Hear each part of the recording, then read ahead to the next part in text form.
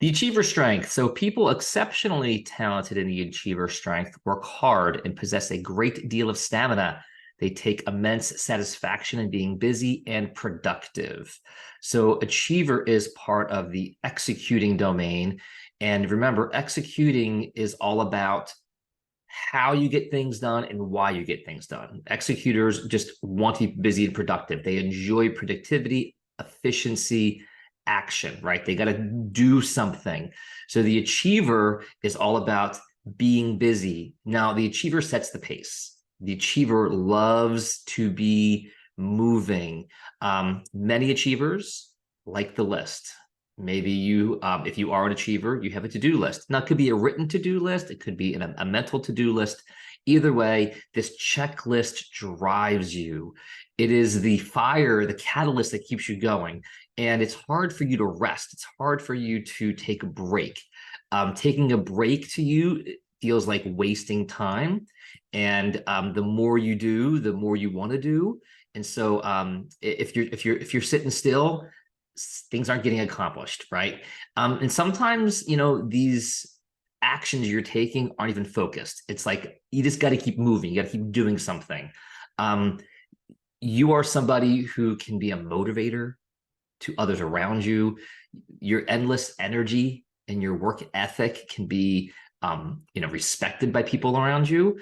But you also have a tendency to burn people out if you're an achiever, and people might fall by the wayside because you're moving too much and you can't sit still.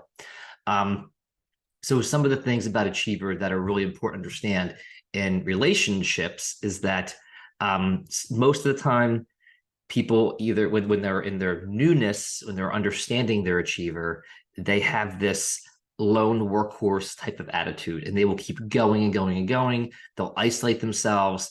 And when they do this, this tends to lose people. People will be, they're not going to be able to follow or keep up with you.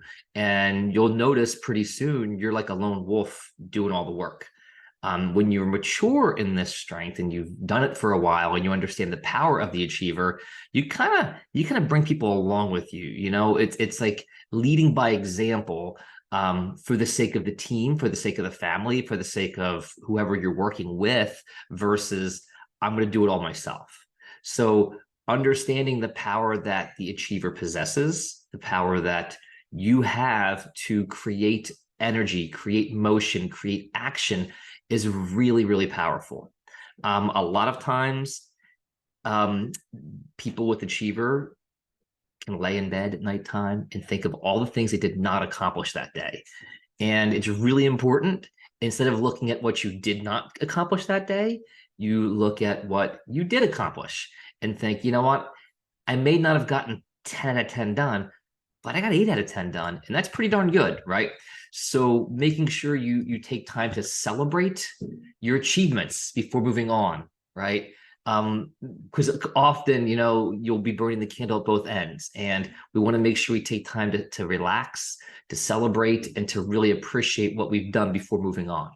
A couple questions to ask yourself if you're an achiever to make sure you're keeping people with you. Because again, this is about relationships. The achiever can wreck a relationship, but it also can unite a relationship. And I don't want you to wreck the relationship because your hard work and your determination to keep going. But think about, are there people you can partner with, other workers, other hard workers that you can invite along for this journey? This way you can create that bond, you can create some connections with people, so that you can do this with somebody and not always by yourself. Obviously, and I've mentioned this in basically all my videos, is that I can't really speak to an achiever by itself. Strengths don't operate in a vacuum. There's always a combination. There's always some other strength that's kind of supporting or pulling away or influencing the way that your achiever is going to act, and how you're going to present itself to other people. So that's really important to understand, that achiever by itself can be this way. But when you think about what's the motivation for the hard work, why are you an achiever? Like, what's the focus or purpose of this action?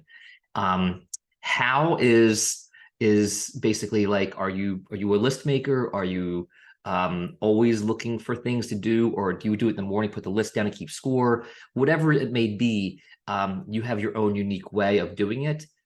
Understanding it completely takes time of understanding all of your strengths in your top 10 completely.